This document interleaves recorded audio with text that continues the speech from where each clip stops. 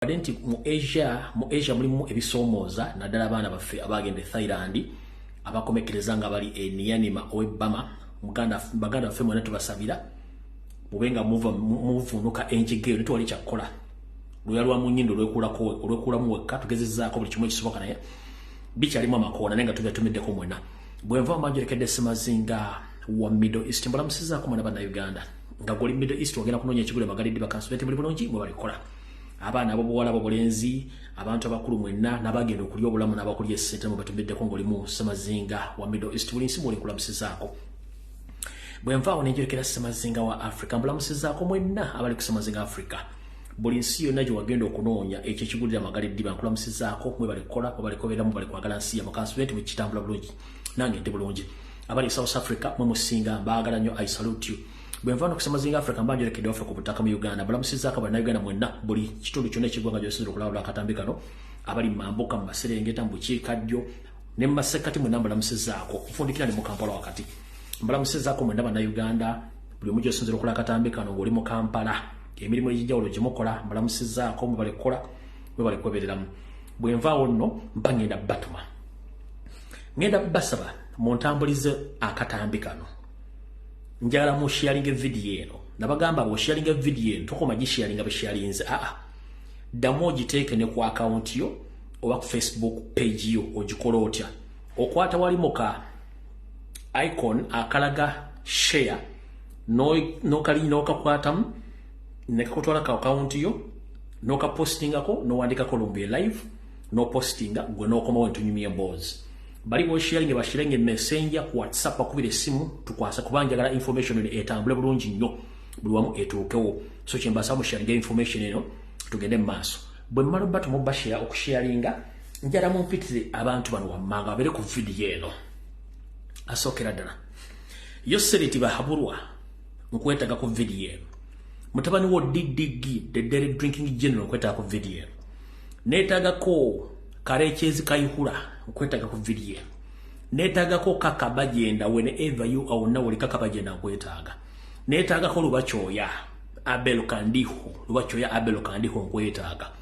netagako James Mugira nkwetaga ku video Chisawo Vuga Salimu Sale nkwetaga ku video eno Kahanga Muhanga nkwetaga ku video eno Current Iso Boss nkwetaga ku video eno Current Iso Boss nkwetaga ku video eno Current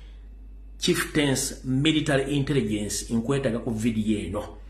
ebigambo bino ebitongole bino bisatu echa ISO ekiri SIS ekiri ISO kitegeeza intano ekitongole kiketira munda internal security organization echa ESO kibira external security organization ekiketira ebweru okuli buli muntu wakabanonde abannayuganda befudde nampulira zibi abajene bababegere engulane babawerayo butwa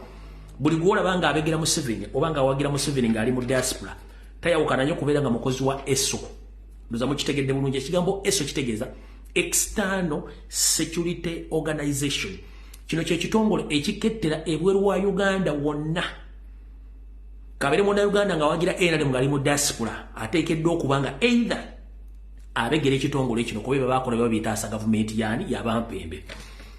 ekyasemwai oba CM akigwa Chieftains of Military Intelligence kati kire eno ezine nyukuta essatu ye office ebega amaje police military na buli wamu yo yebega abantu bona abakwasaganya mu bintu ebikwasaganya ne mundu yo eno office yebega nabo mbetaga nja kwetagako Mr. Kagege achikirira Kampala Central Muhammad Nsereko sunkwetaga no ku video nyireko Muhammad nja kwesembyayo mukulu Hamis Kigundu oba kubayita Ham then tuloka tusimbule video tujijje wano bulungi nnyo alright ngenda bawa akalowoozo bawe ekigulalugi nenga sinagendeyo okusookera ddala njala kusooka okubaza mwenna abali ku mitimbagano egy'enjawulo okuba nti mbadde mutambuza struggle nziwe mbadde mpumuddemu oba mbadde nkyana byenkola mwe bali nnyo balire ddala abaana bali ku social media platform ez'enjawulo abali ku Twitter mwe bali nnyo abakuba ekintu kya UB photo kiwa Windows buli yali ku TikTok buli yali ku Twitter nosindika message ku platform oba ku Twitter handles za UB40 nemukuba ekintu ekyo nemukiyiwa I salute you njala kubaza mwenna abawandikidde ebitongole by'enjawulo namwe mbebaza kale temwenyoma buli omukola kyolina okukola kale abali ku Twitter namwe batumiddeko abali ku TikTok namwe mwebale nnyo njala kwebaza mwenna abasharinga video zino njala kwebaza abaana abaza video baza myaka emeke babega ne mozizza nga aliwo ekintu kye nayogerako nga bakyakikweso kireeta mwebale kuleeta video zisalamu era akubira omulanga buli omu information wegwangayo gye video as a reference okulaga abantu bati information tugirina era twagitereka kale mwebale nnyo mwenna abaana basala video zo mozizza ne mozipostinga ku Facebook ku TikTok ku bintu bye twayogera mwebale nnyo mwebalire ddala abakola omulimu ogwo mwabali kuwenyibwa ekitabo namwe mbagala nnyo mwebale kukola videos mwebale kutambuza information temujjanga okwo kati ndowooza kansoke mpiseewo akantu kano si kalango just kirango kyakutegeeza bannannyini muntu ono mwenna bannayuganda abali mu ggwanga eryabongereza that is the United Kingdom ne bannayuganda abali kuno abampadde amaaso gammwe n'amaaso gammwe alina obubaka buno bwakunoonya mu butuusize ku muntu omutuufu busoma butya waliwo munnayuganda munnaffe ali mu ggwanga erya Bungereza ali mu mbeera etawoomya ddegobe naye nga taliko wa luganda lwonna ng'omwami ono mulwadde nnyo omwami ono amannya ge ye Mivule Henry gwe munnayuganda yonna wooli ng'omanyi omwami gwe bayita Mivule Henry nga yagenda e Bungereza okukola era abadde ebbanga eriwerako bambi tegeeza abooluganda bakola b'emikwano nti Mivule Henry ali mu ddwaliro bayita North Middlesex University Hospital liri mu North Mid District General Hospital liri mu London bambi mutegeeze abooluganda bakola b'emikwano nti Mivule Henry ow'e Bungereza ali mu ddwaliro ne taliiko mukwano gwe taliiko muganda we taliiko muntu yenna kale mwena community y'abannayuganda bali mu Bungereza namwe bannayuganda bali Uganda bw'omanyi omukulu no bayita Mivule Henry bambi musajja mulwadde nnyo ali mu ddwaliro bayita North Middlesex University Hospital mu North London gyali obulwadde gye mutawanzire nga taliko wa luganda wadde mukwano gwe so ekintu kino otera nnyo kibaga bannayuganda bali mu diaspora mwewale nnyo okubeera mu nnyumba ng'oli bw'omu kubanga osobola okufuna obuzibu ekiro nga tewali muntu akola ki agenda kukuyamba laba munnayuganda bwabonaabona nga atalina famire ye naye ng'ali Bungereza kati ali mu ddwaliro talinaye muganda we so mukyewale nnyo mwenna ng'omanyi oli Kampala oli mu Bungereza omukulu gwayita Mivule Henry bambi mulwadde nnyo ali ku kitanda taasulewo taakeese ne talinaako muganda we talinaako mukwano gwe sobanga byobaka buno batuuseeko musobole obutambuza mwambe muyita Mivule Henry awo tuvuddewo katugende kalowoozo kale tugende ku kigwalogi alright mu kalowoozo ka leero njagala kagende eri mwenna bannayuganda naddala abakozesa social media platforms ono okwetola ensi yonna amannya gange Lumbuye kubanga ngosiga kweka nze ng'omuntu nwanirira ggwanga lyange siina kye nwanirira kirala yensonga lwaki nkyalemedde mu struggle all along sirina lutalo na muntu yenna akola business eye no obuzibu bwe nnina ye muntu yekka afuuka omuziziko mu nkyukakyuka tekiyita okwagala okukyusa ensi eyo k'obeeraani naye ng'oyimiridde mu nkyukakyuka ng'era oyogera bitakwatagana ng'empale za Museveni gwe sigenda kubeera na mukwano naawe ate sigenda kukkiririzaamu okuggyako okuyisaamu eggaali k'obeere muyimbi k'obeere munnabyamusu k'obeere munnabyabufuzi k'obeere wa byabusuubuzi k'obeeraani nja kuyisaamu eggaali naye bw'obanga toyingidde mu byabufuzi kuti kufuuka stumbling block baaba taata sikulinako obuzibu bukola bizinesi zo era omuntu ali yenna ng'avuma oba ovvoola Lumbuye naye nga tuli mu byabufuzi nze sikola social life videos no sizikola nkola political videos kubanga era ne bogenda ku mitimbagano gyange gyonna kuliko nti nze ndi political activist so gwe ng'oli ekola bizinesi zo naye ng'ate weebuzaabuza ng'afukaanaaba ng'ate bw'odda mu byobufuzi bw'olemesa bw'ovuma gwe bambi nja kuwa obudde naye bw'obanga toli politician ng'okola bizinesi zo nga tonyire byabufuzi sina kye nsobola kugamba oli waddemba okwogera nga bw'oyagala as long as toyingiridde layini yange mwetambula ebyobufuzi kyekyo kibisigadde byonna mukama bankubira kadde akalowoozo kaleero sisobola kuyingirira mu ssowaani ya muntu nga tolinnya mu ssowaani ya byabufuzi kukyusa ggwanga eyo kubanga eggwanga tulyetaaga by all means tukoye abantu abatayina ludda ngooza nti byobufuzi tebikwatako nenga ate womala n'okola ensobi ate owunzikoga nti gavumenti where are you oba gavumenti eri ludda wa n'omubuuza gavumenti kyeki nga tosobola kitegeera so mbategeeza obuzibu bwange bulina abantu abafuuse omuziziko eri ebyenkyukakyuka ly'eggwanga n'okulitegekera so si by individuals sikola social life blogs no ezange zonna ziteekeddwa kutaasa ggwanga Uganda kufuna nkyukakyuka nakulaba nti obwakabaka bwa Buganda budda mu nteeko bulina okubeera mukitegedde bulungi nnyo awo tuvuddeyo kawolozo katugenze ku kiggulalugi ekiggulalugi kino nno nkiweereza mwenna be bayita abazzukulu ekiggulalugi kya leero kigenda kuva mu lugero luno olugamba luti era mbatumiddeko mwenna abanyumirwa ekiggulalugi okwetoola ensi yonna Chugwaro chigenda kuva mu lugero lugamba nti akajja obunaku keemanya ejjanzi teribuuka na nzige kale mwenna abeeyita abazzukulu ba Yoseeri naye nga siggwe Natasha siggwe Diana siggwe Patience siggwe Muhoozi siggwe Karugire siggwani munnange okootakoota mu galumonde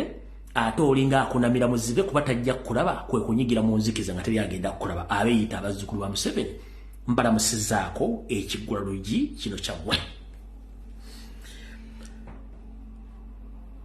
akajja obunaku keemanya ejjanzi teribuuka na nzige era tebifaana abifuna njala bategeeza mwenna bannayuganda nti ng'oggyeko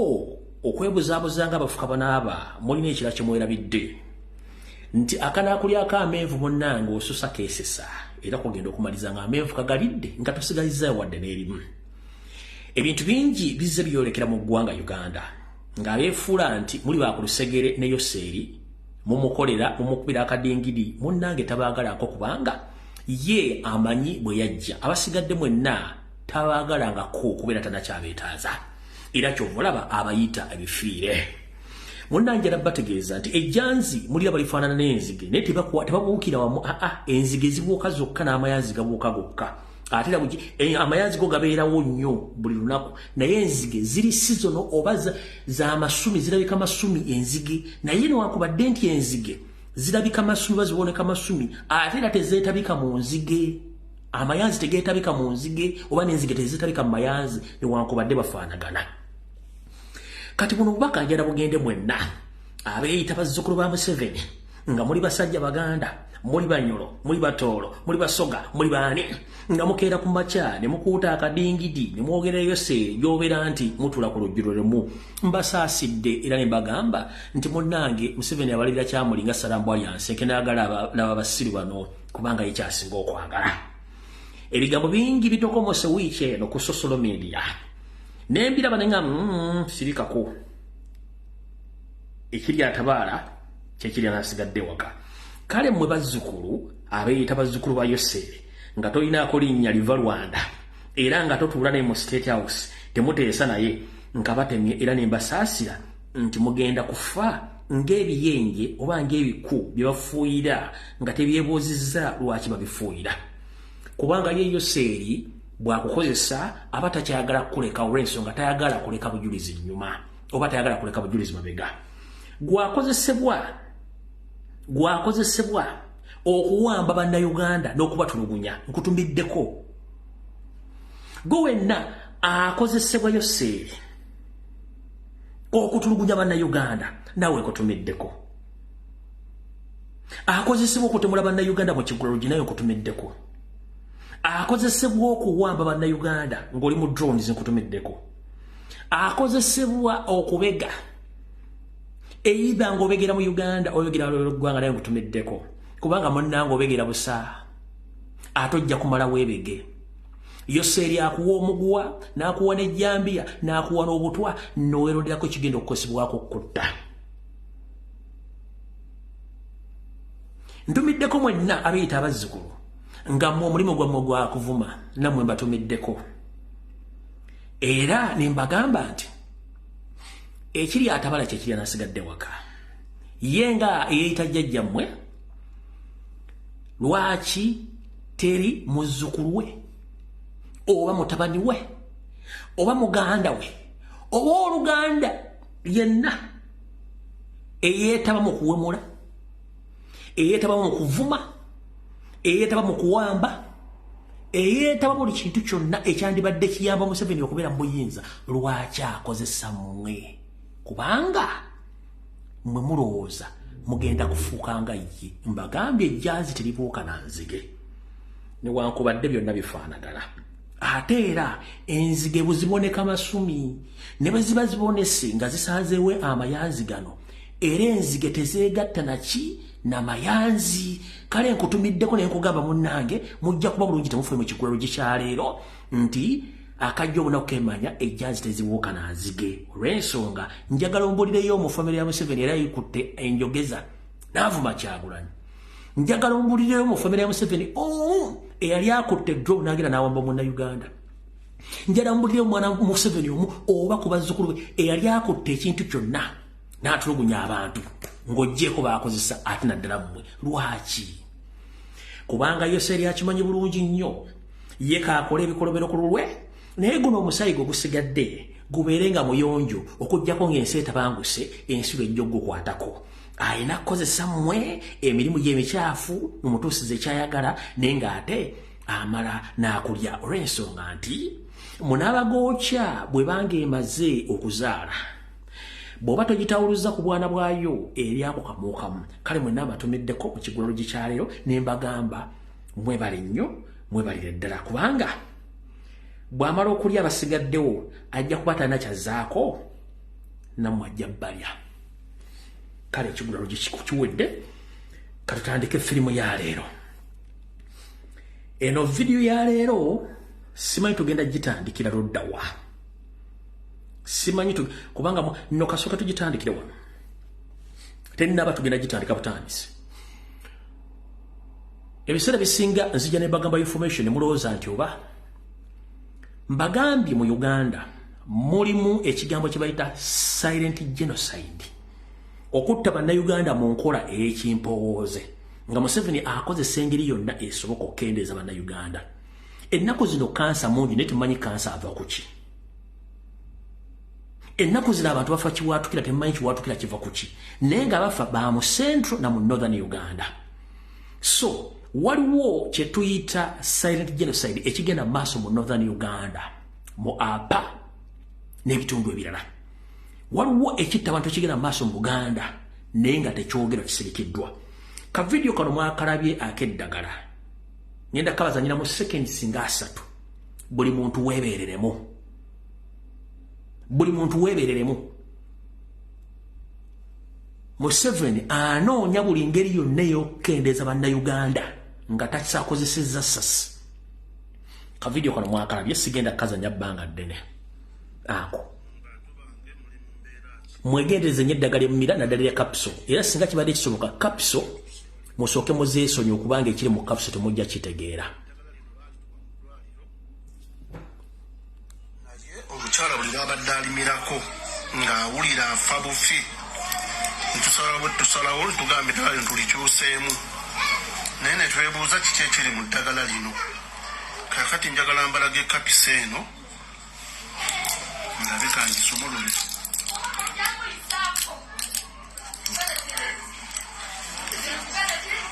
Kati bw'ogisumulula ogiraba yonna yonna toyinza kumanya kigiri munda, naye kati k'ogisumulule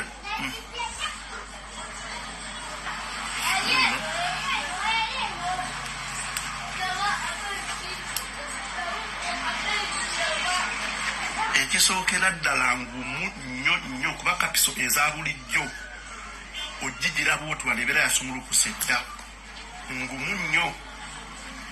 naye ekirungi yiino ekoze eki esumulukuse, esumulukuse. Kaakati tugenda kukozesa tesita eno. Eno tesita omugaso gwayo gwakwata byuma. Eno tesita ekwata byuma kubanga yekozesebwa oba olina byokanika ekuyambako mangu. Kati tugiyiseeko mu kapisa eno.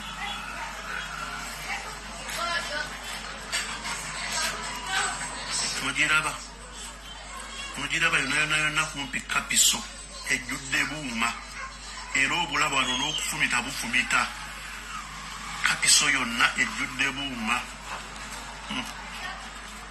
ogiyisaako era obuuma obulaba bubuno bukutteko ate era bw'obugira bufuuka bwa bulaaka kati kankulaga obuuma ti bw'obugjamu muli wano bugenda fuuka bwa bulaaka obuuma bwa bulaaka buno buuma buno buse bufuuse bwa bulaaka katongere tujjemu ogenda kulaba ti byojjamu obuuma bwo bwa bulaaka bulinganga bw'olaba steel wire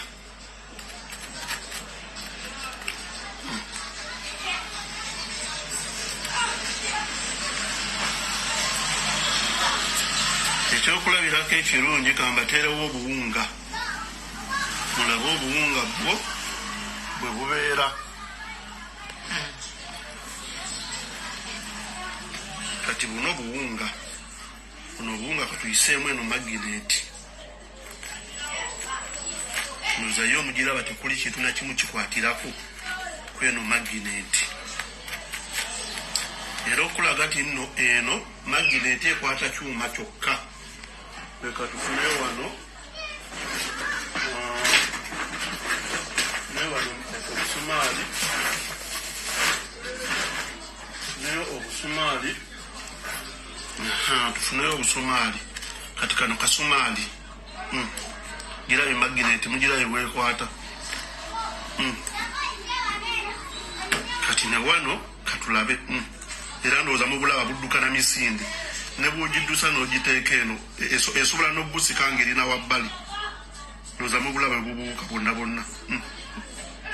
bannange mwegendereze nnyo nga mumira kapiso simanyi abakola eddagala babasazeewo tumalawo ffenna kututta bussi naye kino kintiisizza nnyo nnyini ddala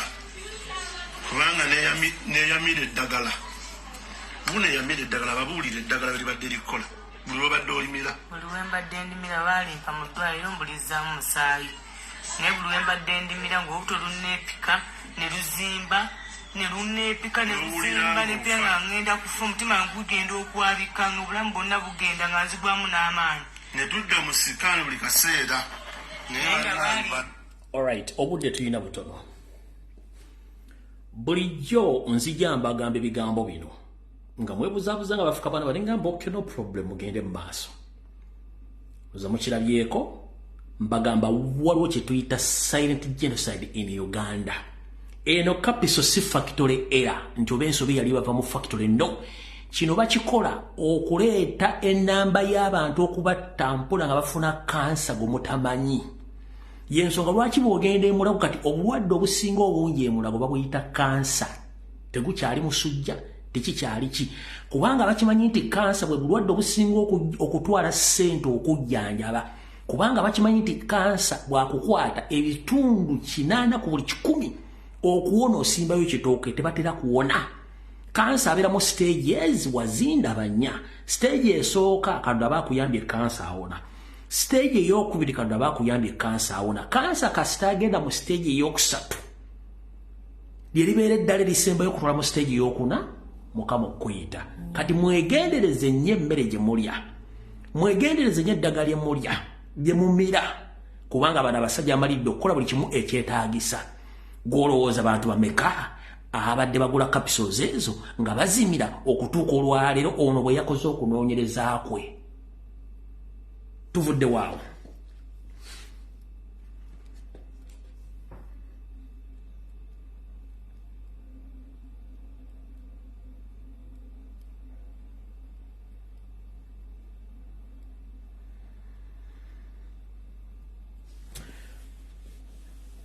era nga bwenkoze mu kigwerogi kati video etandise nga bwenkoze mu kigwerogi ne mbagamba buli akolerayo seeri nga toli mwana wa ntumbweze nkusekeredde njero tegeza bannayuganda mwenna nti Museveni tebamukolera kubanga Museveni musota okuva mu 1996 Museveni nga yakava mu nsiko emikolo abadde agikolera kollo era nga abantu abamu babadde basanyusa Museveni kwe kubadde musajja mukulu gwe bayita Kawooya. Kawooya oyo omusajja yabadde amanyi okuzina amazina amaganda, amanyi okuyimba era nga muvuzi wa taxi ku luguudo lw'Eggaba. Musajja mukulu ono nabalaga ka video luli ali mu mbeera mbi, yeetaaga obuyambi. Amanye ennamba ya Kawooya, amanye wa Kawooya, please muyambe omusajja ono newankubaddeyo NRM yamusudya nga omusajja ono yabadde amanyikiddwa mu nsi yonna nti yabeera ku mikolo gya NRM ng'abasanyusa nga musajja yalina olubuto nga mulinga entuumu y'akasasi lunene oluzo nga bwazira buli omwaseka niyo musajja gwawo teri asobola wadde panado wadde ki naye nga Museveni atunudde eggwanga litwali omusajja asobola kuyamba omusajja ono wadde eddwaliro esobola okujjanjaba omusajja ono naye bano bakwata serezo muwomuso ne bagende bwero bajjanjaba ngeno national treasure oba ekintu kya gavumenti ekyalwanira ekyali mu kusanyusa abagenyi nga Museveni yakawamba olw'okutuuka olwaleero omusajja gwe otundawo yero Kawooya.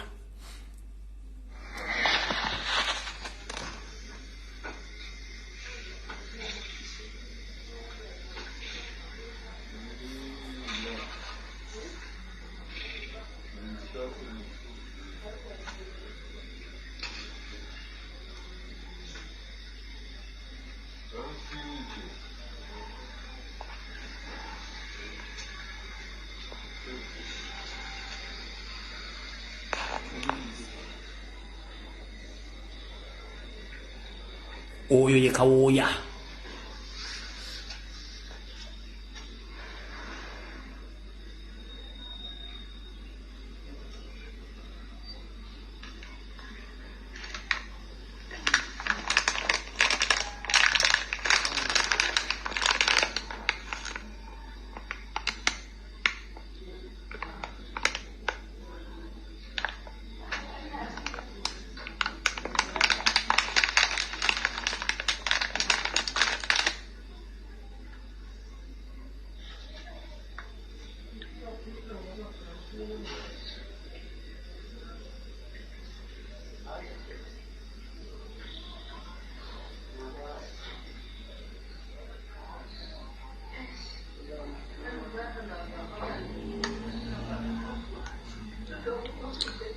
Kakano muzeeyi omulabye bwali nze nesenga nankyaffe tumubeerako oli Madiya atuuka no ku ssaawa 8 Madiya asasulwa ba Edi bamusasula omwezi kakati nze famire yange eriruddawa senga nankya tasobola kusitula muzeeyi okumwambaza pampa nze musitula amagulu ngenda bikabya bikwasa n'ennaku awo tovuddewo njala tugende wano lulinda bagamba mu northern part of the country Museveni asindika amagye ne gatta abantu n'akola byalina okukola n'abiyisaawo nga amagye lulinda bagamba nti batta Abaganda abasukka 200 naye Museveni agamba nti ababasi babadde bamadi olwa bizinesi z'amanda kumbe awantu waliwo ebyobugagga bingi kati abantu abasaba abatta Baganda bali basajja ba SFC nga beekweka kati ngenda balaga video nga abatuuze bakutta basajja basirikala ba UPDF ne kadi balage be bakutte mulyoke mutegeere abatta Baganda nina information lwe mugenda kutya kuwanga kivumbi jangu wano nawe kutagi ngojje wano ngenda balaga kansuke mbalage kadi eno yi amanya kuli copy Uganda Post Defense Forces service number ARA service number RS/190295 surname Viduruko given name Dominic Oruma rank sergeant blood group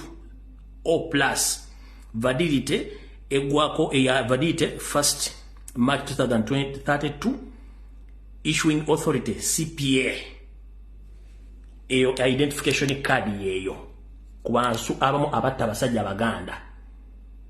kubantu abo abatta basajja Abaganda mugiraba kanji balaga nti alizo ganti bitukola tetubi yiyo wa UPDF kati tutandise hiyo video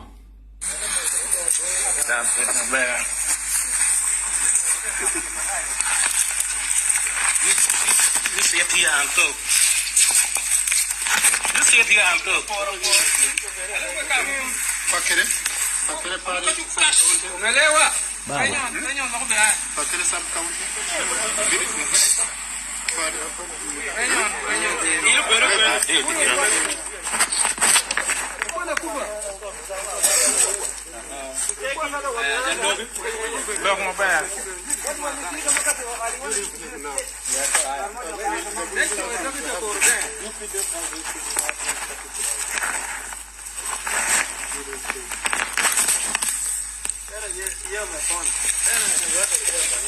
abadde batta abantu ne bookya ennyumba z'abantu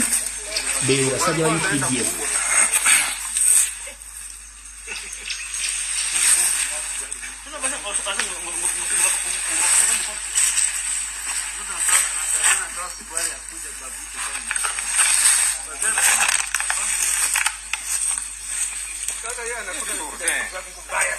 Angalia mzuri, angalia simu mzuri. Yana mkazara kwa ama sida kuma sida yaka. Hii yaka meisha. Wanafunga paka hata kazi yaka. Wanapanga yao.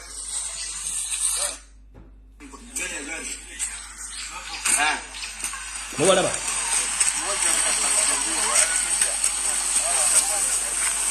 beba akabinja katta abasajja n'abakazi abaganda baaliyo ne bookya amayumba g'abantu kati abatuuze babaguddeko bebihanded era bayise UPDF yabataasizza nga bao babakinyi.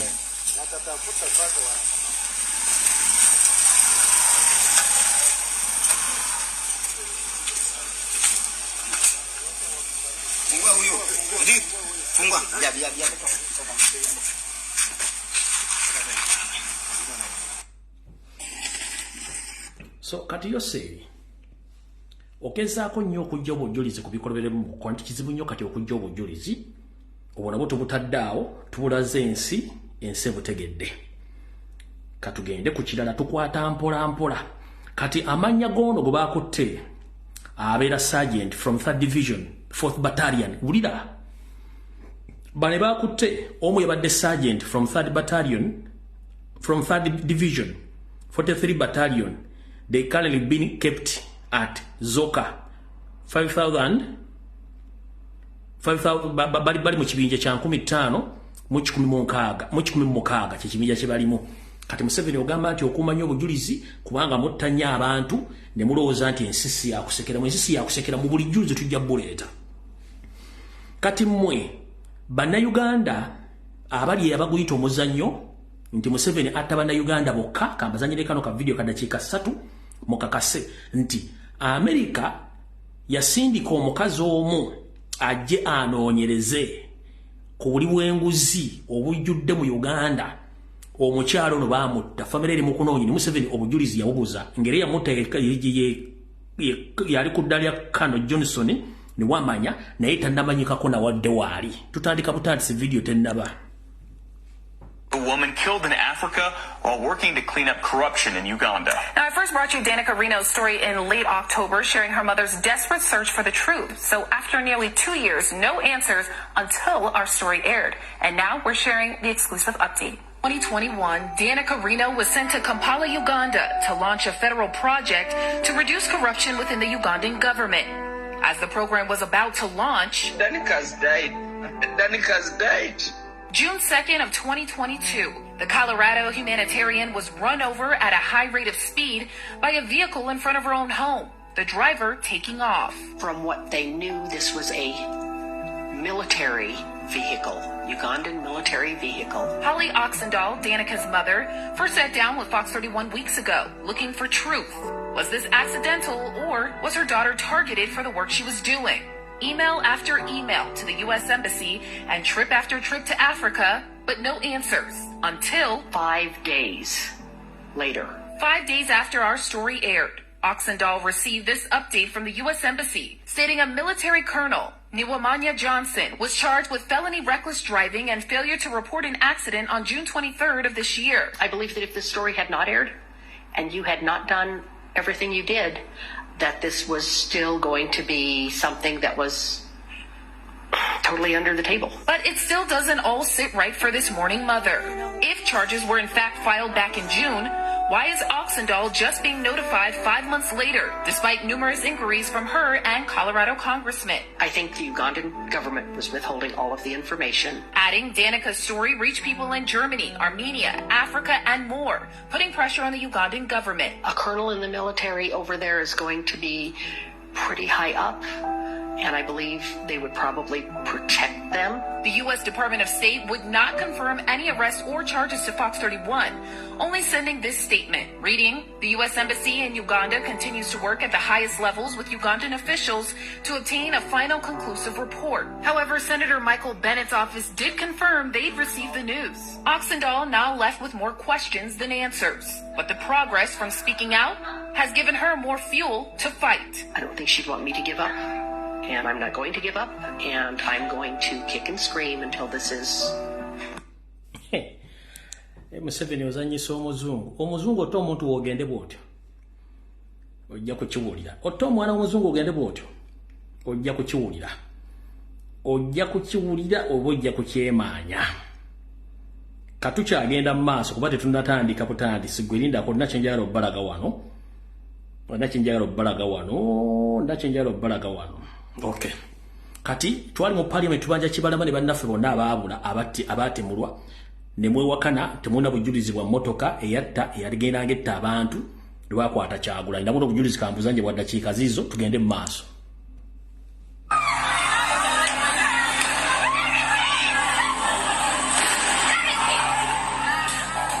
It was a police truck marked with the identification number 17. Someone seated on the left side of that truck killed Kamuyat. The videos we've seen so far don't reveal the faces of the men seated on that side of the same police patrol, truck 17, heading straight for Kampala Road. The license plate is UP 5564. Let's look at that again. If we pause the video on this frame and sharpen the image, we can see the faces of 4 men, all carrying rifles, seated on the left-hand side of truck 17. All the evidence indicates that minutes, possibly just seconds, after this footage was recorded, one of these 4 men killed Kamuyat Nangobi. Police truck 17 drove on. 30 minutes later, carrying what looks like the same crew, it was still patrolling. The 4 men seated on the left-hand side of police truck 17 should be easily identifiable by the Ugandan authorities, who claim to be investigating these shootings. But almost 6 months after Kamuyat and at least 3 other people were killed, no one has been charged with their deaths. Kamuyat and the other people shot by police truck 17 on Kampala Road were not destroying property. The sisters Shamim and Shakira were not armed or dangerous. The boy Amos had not reached a certain level of violence. These people were mothers and fathers, workers and pensioners, locals and passers-by, children and unborn babies, shot and killed by the same security forces whose job it is to protect the citizens of Uganda.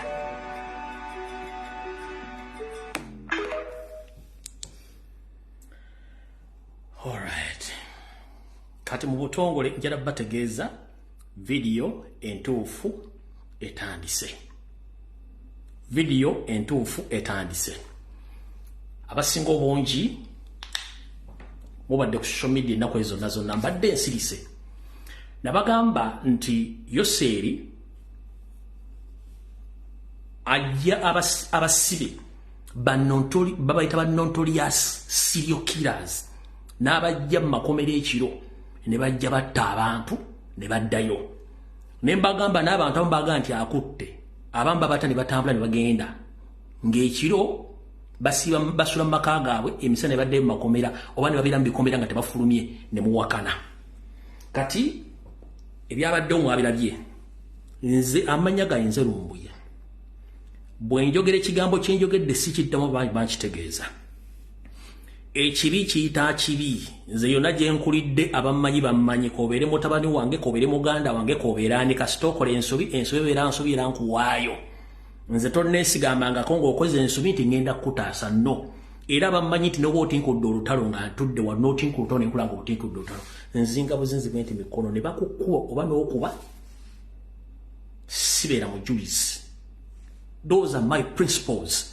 Nze de bwokola omusango obbye omuntu ossa omuntu ofeze omuntu I don't intervene bakutwale bakusibe osasi okole obusibe bwo. That is me. Embukulembeze babadde okuva ku Ssobi wano okutuuka wano wendi nawo nakola community nze ka seetaaga muntu yenna akola vuyo.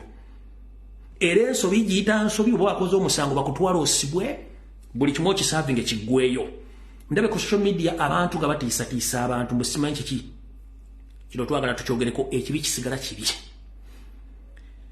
Omugenzi Padde Sserunjogi abadde bangoberera okuva mu 2017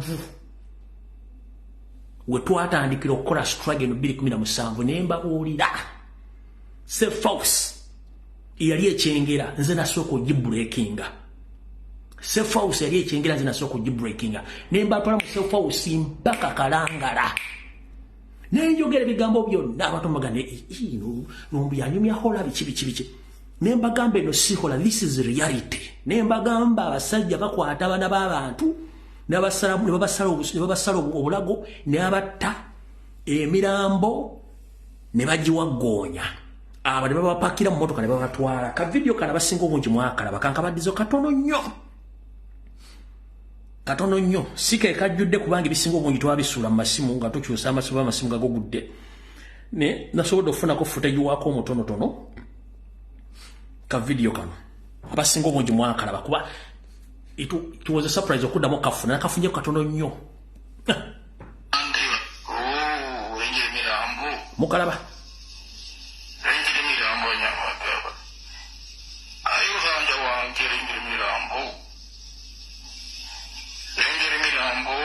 abo baana b'abantu abajjukira gye nvudde from 2017 nga nzija nkola video zino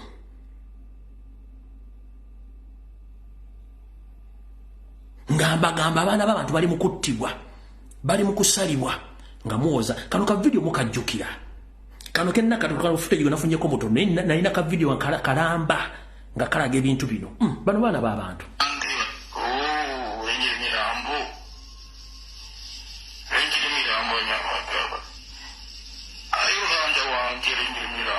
ezo motoka za gavumenti ejo mirambo gye bajjako abana abantu babaziika mu mass graves mbisinyi zamutegedde kati nenzija mbagamba Ssobi n'akabinjake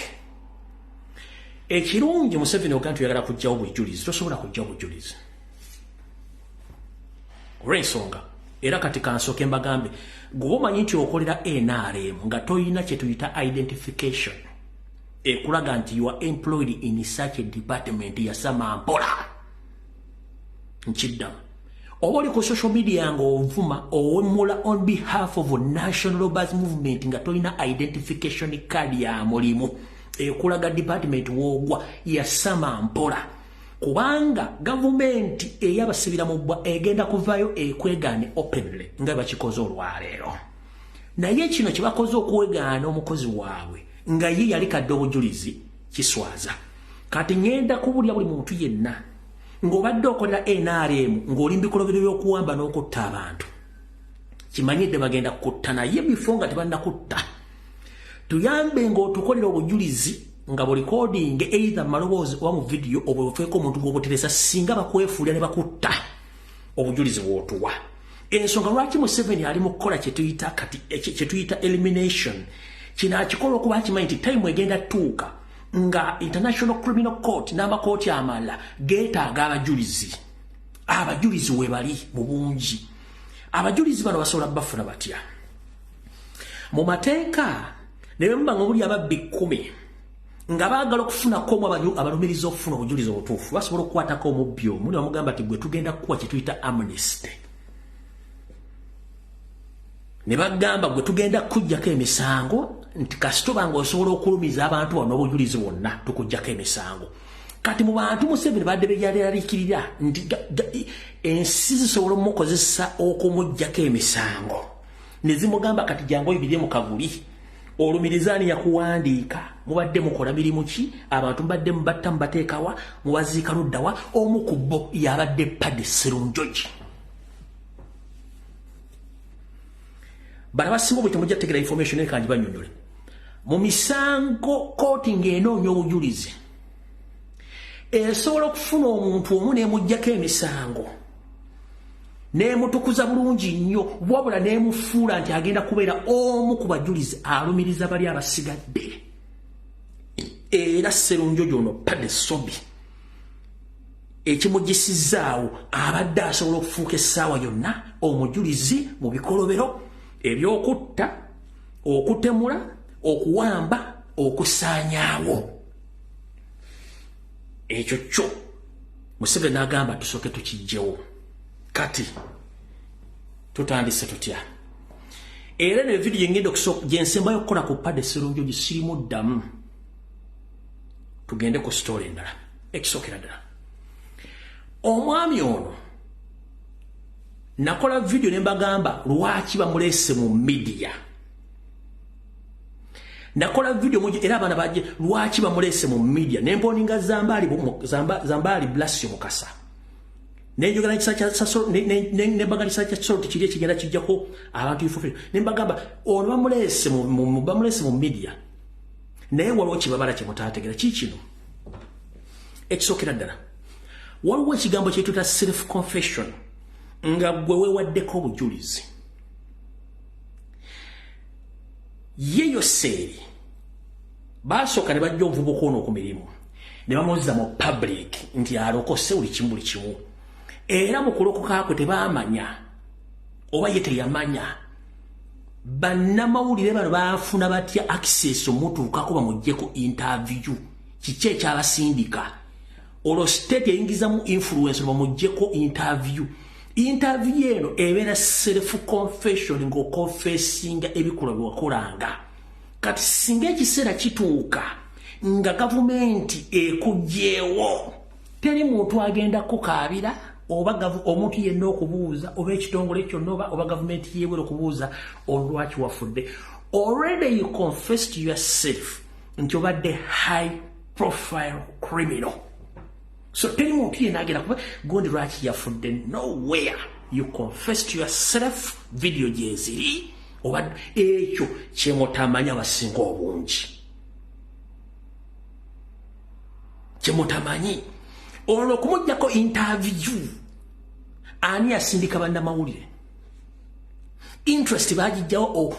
okukwata kulimiro bamuggyeko information nga nebibuuzo bamubuuza biri crucial temusobola kutegeera lwaki eyo yali technical move mugye mutasobola kutegeera nti he was confessing himself that he is a high profile criminal ne bamutta public doesn't care and nobody is going to care whether ofudde oba okubanga you confessed video gyeziri that is it against who cares ekerezi iganya omusabira ekyalo kiganya okuvaayo kubanga he was set gobayita Museveni akuwa omuguwa n'akuwa obutwa n'akuwa ejjambiya n'agamba kulondako kyogenda okukozesaako ne weekozesaako kimu era kyakozesezza kati tugenda mu kye tuyita forensics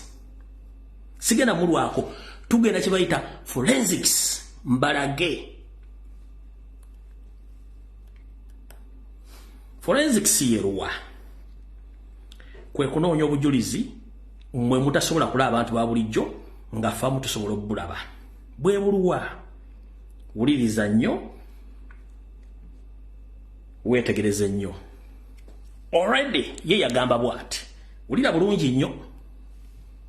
This is Paddy Sserunjogi, popularly known as Ssobi and known for leading criminal gangs that wreaked havoc in Kampala and its neighboring districts. Abantu tubatuga nga tulina kye twagala era nkutuga olwakabadiya emmundu ngimanyi tukola abantu tubatuga bwe tuba nga tulina kye twagala waliwo akabadiya takamanyika bakuteeka nomukolo bakukwata akabayita akabadiya emmundu agimanyi. That's what we call self-confession. Kati ekyo kiri kitya omwami ono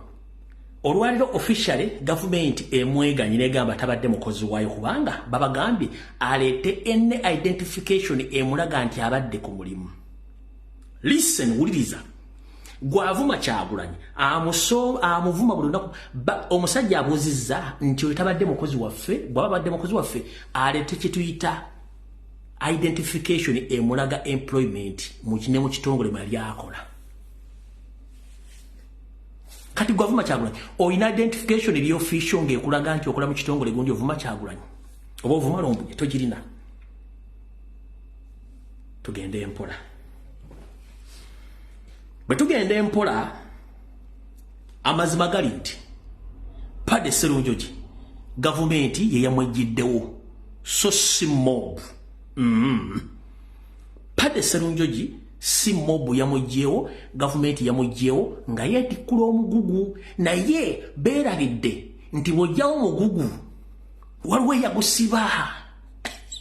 waliwo eyasiba omugugu ogwo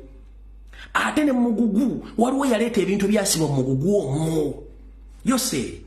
wasse Padde Sserunjogi okujjawo bujulizi naye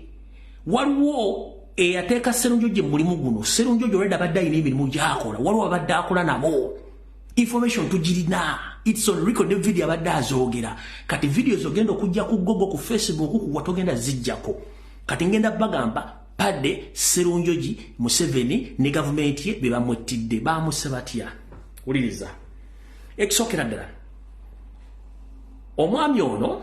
emirimu gy'abadde akola baagibanyonyodde well and good. Padde Sserunjogi abadde n'emmundu nga yamuweebwa ebitongole ebyokwerinda. Emmundu abadde armed. Padde Sserunjogi gomanyi Ssobi si ye muntu gobadde osobola okuyimiriramu abantu babiri basatu. It is impossible. Babiri basatu tosobola. Ate na kino kiri record omuntu ngali armed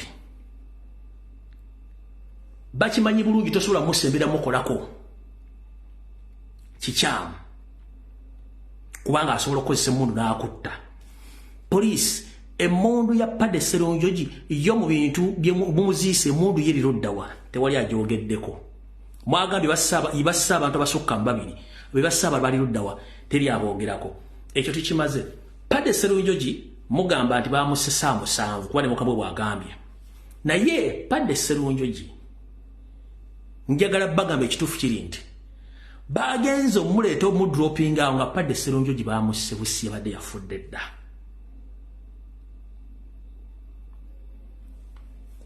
Lwaki badde baamusse? Ettaka lino libadde likayanirwa nnyiniryo n'abasajja abanyarwanda balinga basatu babiri. Nkiddamu ettaka lino libadde likayanirwa na nnyiniryo n'abasajja abanyarwanda balinga babiri basatu. Kati abasajja abanyarwanda bale bakandeta be bakola ekyalo kyonna oba eggombola yonna. Nkiddamu nannyini ttaka gubadde baagala odibbako agabadde baagala okubba ettaka lye bali aba basatu. Kati abasajja bana basatu be bakola ekyalo kyonna kimuga nti kyalumbye Ssobi. That is wrong information. Kati kiri bwe kiti Ssobi ono mu kusookera ddala bamudisarminze bamuggyekya kusose n'akwatibwa n'aggyibwako ekyokulwanyisa ne baleka bamukolako emikolo gye bamukozeeko. Mwe abakola mwe n'abagabi kye tuyita forensics kwe kunoonya obujulizi omuntu omulala batasobola kumanya ku lukunoonya. Tutandise tutya? Tutandise bwe tuti mpona ekifaananyi kino si kino kyakulaga naye kankibalage. Okusookera ddala bamutembasomubyanjambiya wano mu kibegabega ne bamuwawula ekibegabega kati kino ekyenyi bakifumiseemu wabadde bakozesa kiso kya mundu wabadde bakozesa ki kansoke mbalage bino ebiwundu bino ebisatu mubiraba ekyo kiwundu kimu 2 3 ekiwundu kimu 2 3 mubire bulungi nnyo kadde na kino kyebabalaze kino ekiri jeno ekyo ekiri jeno doza mukirabye si bwe kiri tuli mu forensics kati bwe tubera mu forensics eyakubye ekifaananyi kino ekyasanze ku social media yakikubye nga n'omugenzi omusaayi gwakaze dda yakikubye nga n'omusaayi gwakaze dda eno teyabadde fresh body guno mbite gwadde fresh gwade gwafudde either lunaku lulala oba hours before mu makya sosisa bagambidde lwaki tunuli omulambo guno n'omusaayi ngeri gye gwadde gufaananamu kansoke nkwate wano omusaayi gwonna gwadde mukalu gwonna omubiri gw'omusaayi gwadde mukalu nduza mugulabulabiri bulungi nnyo omubiri gwadde mukalu gwonna tuli ku forensics omusaayi mukalu nga gwakaze dda that's not a fresh body nkutte ekiwundu kino for reason ogwo omusaayi gwadde mukalu kitegeeza nti yabadde yafudde dda kati okumala eggobye mu kibya wa wano tukyali mu forensics kyetuyita mob kyekibinja ky'abantu abasukkamu omu okuwera n'olukumi lw'ekikumi mu kifaananyi kino okumanya ono omusajja badde bamusedda njagala ombuulire ku ground wano omusaayi oguli fresh guli luddawa njagala ndaga omusaayi oguli fresh wano ndaga omusaayi oguli fresh we gwayise nga bamutemedde awo ndaga omusaayi oguli fresh mu kifaananyi kino kizuuminge ndaga omusaayi oguli fresh we gwatonye ntambuza ekifaananyi ndaga omusaayi gwatonye oguli fresh we bamutemedde wante wali musaayi ntambuza ekifaananyi wante wali musaayi wano tewali musaayi kitegeeza bamutidde wala ne bate ne basuula wano kati kigenda okumala eggobye mu kibya bagambye nti mobu ye yamusse si bwe kiri abaakubye ekifaananyi kino ngenda kibalaga ne poliisi teyakibalaze teri tv yakibalaze teri muntu yakoze body analysis ku ground mwenda kyemutaawadde maaso kankibalage mu kifaananyi kino mulimu ebisiikirize by'abantu babiri ababadde omwana omuvubuka omusajja ono bamutidde mulaba ebisiikirize bino ekisiikirize kimu 2 these are the shadows of the people who were at the crime scene ba ekisiikirize kimu n'ekisiikirize ekyokubiri bisiikirize bibiri ebisiikirize ne bwekifunza bwenti baabo bali abantu baleka babiri ebisiikirize bibyo bantu babiri nzuuminge mulyoke mutegere twaddewo shadow y'abantu ekyo ekisiikirize ekisooka kikyo kimu ekisiikirize ekyokubiri kiikyo eyo ye mobu eyo ye mobu bibyo bisiikirize biri bibiri eyo ye mobu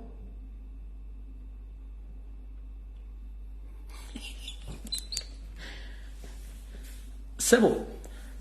ba news act basome ba news editors ba producer eyo ye mobu eyo ye mobu olwo bamaze kutta musajja tungamaze omudisarminga bayogedde ku pistol ya Ssobi y'omundu ya Ssobi weeri nobody tewali mugenda kulaba statement z'abaana byabadde nga zikyuka buli omu ayogera kikye abalaba bajja mu bisubi wali mobu ne bakujja mu bisubi gwe ekituufu kiri nti gaye bamutikudde olw'okuba nti bakyayagala kukozesa nnyo mundu kusasamaza kubanga information gyenfunyeko nti emyezi 2 n'ekitundu baggayo no bali baagala mujjirawo kawempe mu lufula bali baagala mujja nene batyo omukuba amasasi mu lufula y'ekawempe nga aliwo abantu bangi yali agenza okufuna ekyokulya ne batya era abasajja baaliwo kino nkiddamu gye kijjayo gaayo no baali bagenda motteeka wempe myezi 2.1 babega mu lufula ye kawempe era baali bamusazeeko bulungi nnyo naye ne batya omukubba amasasi mu lujjudde lw'abantu ne bamuleka kati ne bamulinda eno kubanga abakala ettaka era ba state ndoza mule mbakoledde photographic interpretation nembalaga ne forensics teri TV ya kibalaze teri radio ya kibalaze teri muntu ina kibalaze kati to prove this mwenna buli muntu yali afiridwako omuntu we mumanyi amaaso g'omuntu nga yakafa gafaanana tuli amaaso ga mukulu amaaso gadde gasaawa ezo agamaaso ago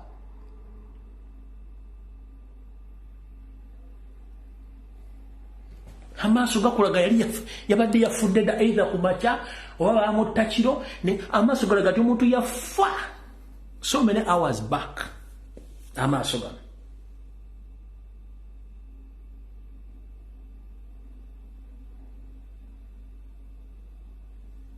galaga nti yabadde amaaso g'omuntu yakafa ganjawulo n'agoono so teba TV ekulimba simanyi radio ekulimba simanyi political analyst simanyi analyst simanyi biki balemedde okukola forensics report ku mwami ono kubanga bombishoni baali bagimanyi nga balina omujjawo kati tugenda mangu eno emundu gyabadde ngabira naye kubanga olwedde emundu ebadde emanyikiddwa nti agirina eyo n'ebira bingi nnyo yabadde azaakola kati njagala musooka muwulire kalipooti kano omukulu ono keyayogedde abadde ng'eyamutwala ku ttaka